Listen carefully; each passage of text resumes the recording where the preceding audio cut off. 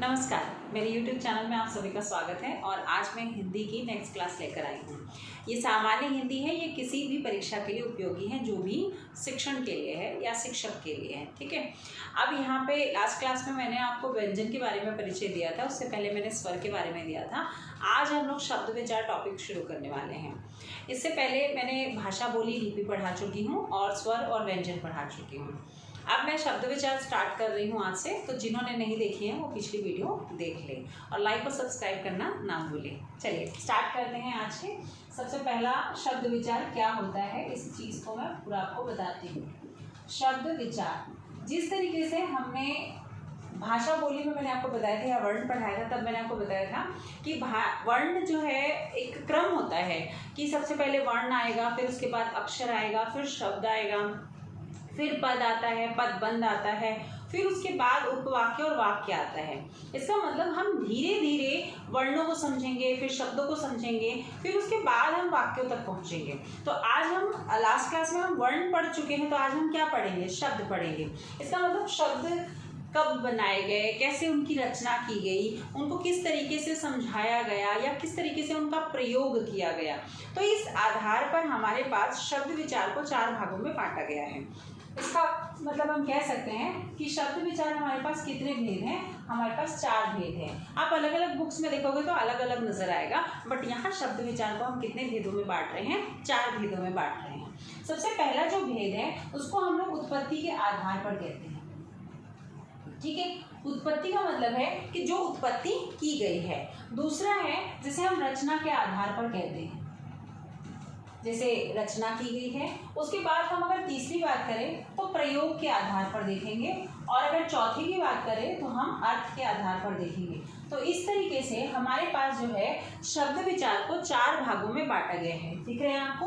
उत्पत्ति, रचना, प्रयोग और अर्थ। अभी 4 भागों के अंदर कौन कौन से शब्दों की रचना की गई है और किस तरीके से की गई है, पहले मैं आपको पूरा चार्ट बनाकर दिखा रही हूँ, फिर उसके बाद एक्सप्लेन करूंगी एक एक करके। ठीक है, तो आज उत्पत्ति के आधार पे देखते हैं सबसे पहले कौन कौन से आते हैं। तो उत्पत्ति के आधार पे जो सबसे पहला हमारा आता है उसे हम कहते हैं देशज।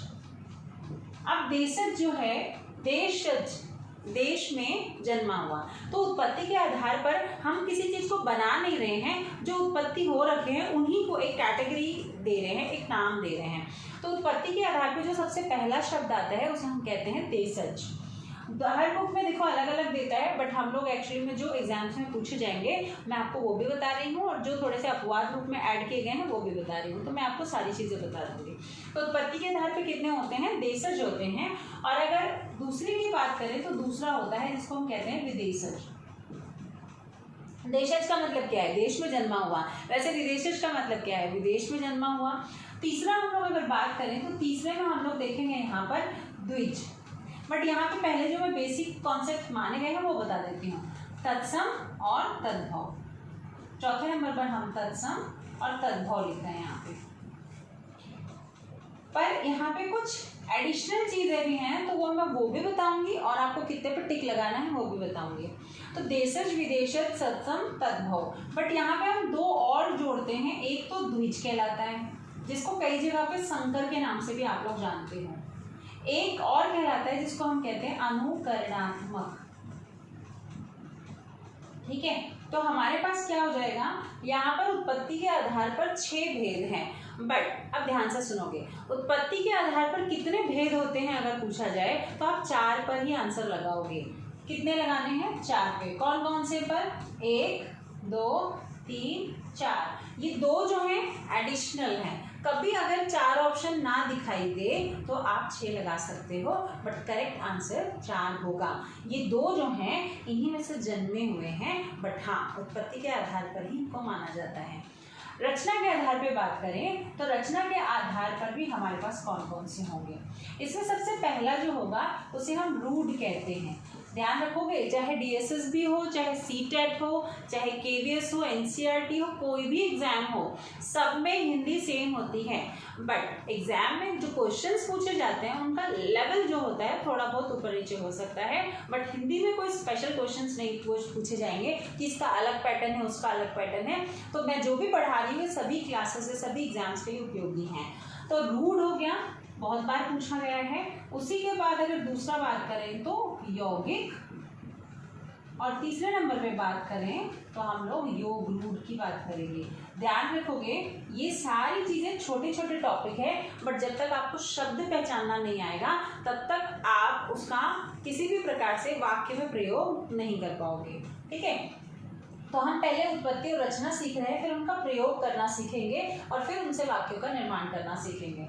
चौथे नंबर पर हम लोग बात करेंगे उपसर्ग और प्रत्यय की। उपसर्ग, और पांचवें नंबर पर हम बात करेंगे प्रत्यय की।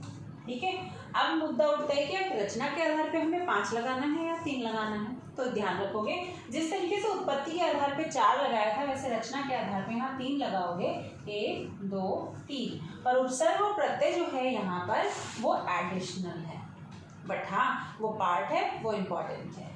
प्रयोग के आधार पे अब बात करते हैं, तो प्रयोग के आधार पे बेसिकली देखा जाए तो 2 भेद होते हैं। प्रयोग के आधार पर हम लोग 2 प्रकार से भेद बांटते हैं। एक कहते हैं विकारी और दूसरा कहते हैं हम लोग उसे अविकारी। ठीक है, तो प्रयोग के आधार पर एक तो विकारी शब्दों का प्रयोग होता है और एक अविकारी शब्दों का प्रयोग होता है। अब ये प्रयोग क्या होता है ये आगे एक करके बताऊंगी, अभी थोड़ा सा समझ नहीं आएगा, बट जब हम लोग इसका इस्तेमाल करेंगे और जब हम इसको पढ़ेंगे तो आपके माइंड में बिल्कुल क्रिस्टल क्लियर हो जाएगा कि मैम बता क्या रही हैं। विकारी के अंदर देखो कौन कौन सी चीजें आती हैं। विकारी में सबसे पहला नंबर जो आता है वो है संज्ञा। दूसरे नंबर पर अगर हम बात करेंगे तो सर्वनाम। अब चीज देखो क्या है ये, इसका मतलब अभी तक तो हम सिर्फ शब्दों को पढ़ रहे थे कि रूढ़ क्या होंगे, छोटे शब्द हैं, 2 शब्दों से मिलकर बने हैं, इनका अर्थ क्या निकलेगा, द्विज क्या है, संकर क्या है, सबका अपना अलग अलग मीनिंग है। बट यहाँ पे हम उसको प्रयोग करेंगे।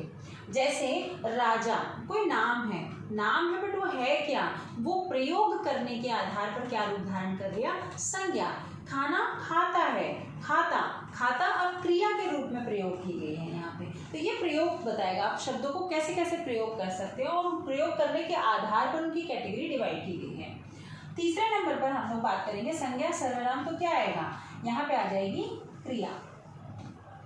फिर चौथे नंबर पर आपका आता है जिसको हम कहते हैं विशेषण। ये तो 4 इंपॉर्टेंट है। विकारी के आधार पर कभी भी आपसे पूछा जाए कि कितने भेद होते हैं तो आप आंसर कितना लगाओगे, 4 लगाओगे, संज्ञा सर्वनाम क्रिया विशेषण। बट ये 4 जो हैं ये कुछ चीजों के साथ कनेक्ट हैं। किसके साथ कनेक्ट है वो मैं नीचे लिखवा रही हूँ। 5वें नंबर पर हम लोग यहाँ पर बात करेंगे, एक तो धातु। जहाँ क्रिया है बेटा वहाँ धातु होगा ही, क्योंकि धातु के बिना क्रिया नहीं बन सकती, इसलिए धातु जरूर है हमें पढ़ना। 6वें में हम लोग बात करेंगे किसकी, यहाँ पर हम लोग बात करेंगे वाच्य की। जहाँ क्रिया है वहाँ धातु है, जहाँ धातु है वहाँ क्रिया है। ठीक है, उसी तरीके से वहाँ पे वाच्य भी है जिसको वॉइस कहते हो तुम लोग अंग्रेजी में। उसी तरीके से यहाँ पे हम लोग लिंग और वचन भी पढ़ेंगे बेटा। लिंग और 8वें नंबर पर वचन। जहाँ संज्ञा सर्वनाम क्रिया है वहाँ पे लिंग बिना संज्ञा क्या करेगी, सर्वनाम बिना लिंग वचन का क्या काम। इसका मतलब क्या है कि लिंग वचन के आधार पर ही संज्ञा निर्धारित होती है, सर्वनाम निर्धारित होता है, क्रिया निर्धारित होती है कि खाता है या खाती है, चलता है या चलती है। इसका मतलब मुख्य रूप से विकारी के आधार पे कितने पढ़ेंगे हम, 4 पढ़ेंगे और आंसर भी हम 4 ही लगाएंगे। पर ये जो 4 एडिशनल लिखवाए हैं ये इनसे कनेक्टेड हैं, तो हम इनके साथ कनेक्ट कर ही उनको पढ़ेंगे। नेक्स्ट है अविकारी की बात कर रहे हैं, तो अविकारी के अंदर कौन कौन से कनेक्ट होंगे। देखो अविकारी के अंदर सबसे पहला शुरू होता है जिसको कहते हैं हम क्रिया विशेषण।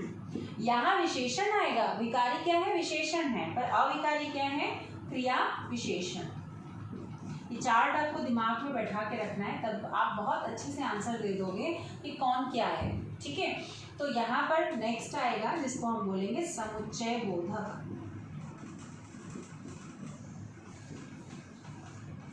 तीसरे नंबर पर ये सब पढ़ चुके हो, आपको अटपटी चीज नहीं है। समुच्चय बोधक का मतलब क्या होता है, किंतु, परंतु, और, लेकिन, फिर, यदि, इनको हम समुच्चय बोधक बोलते हैं। बट अभी जब हम पढ़ेंगे तो और क्रिस्टल क्लियर होगा हम बात किसकी कर रहे हैं। ठीक है, अब यहाँ पे देखोगे तो समुच्चय बोधक के बाद यहाँ पर हम संबंध बोधक पढ़ते हैं, संबंध बोधक।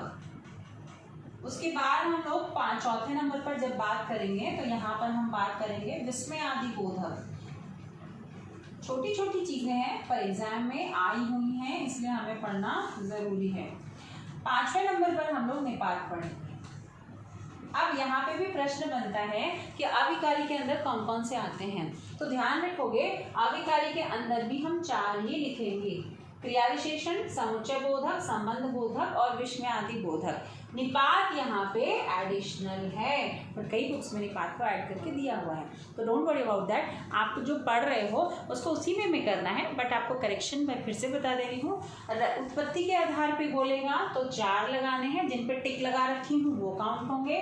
रूट के आधार पर 3 काउंट होंगे, रचना के आधार पे 3 काउंट होंगे, रूट, यौगिक और योग रूट। उसके बाद विकारी के आधार पे 4 काउंट होंगे, संज्ञा, सर्वनाम, क्रिया और विशेषण। और अविकारी के आधार पे भी आपके पास क्रिया विशेषण, समुच्चय बोधक, संबंध बोधक और आपका विस्मय आदि बोधक ऐड होता है। इस तरीके से ये पूरा कंप्लीट चार्ट है आपका किसका, शब्द विचार का। आप स्क्रीनशॉट ले सकते हैं, इससे ये होगा कि आपके पास एक पूरा चार्ट कंप्लीट रेडी हो जाएगा। ठीक है, तो ये हमारा पूरा शब्द विचार का चार्ट है। कोई छोटा टॉपिक नहीं है, इसको पढ़ाने में कम से कम मुझसे ज़्यादा नहीं तो 10 से 12 क्लास लग जाएंगी। ठीक है, पर हम लोग हर क्लास में कोशिश करेंगे 2-2, 3-3 टॉपिक लेकर चलें।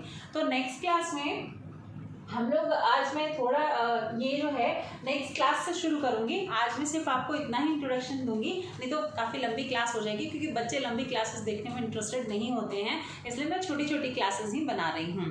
ठीक है, तो आज नेक्स्ट क्लास में हम लोग स्टार्ट करेंगे उत्पत्ति के आधार पे। उम्मीद करती हूँ आप सभी को क्लास पसंद आ रही होगी। किसी भी प्रकार का अगर कोई भी सुझाव देना चाहते हैं तो ज़रूर दें, और लाइक और सब्सक्राइब करें और शेयर भी करें। नमस्कार।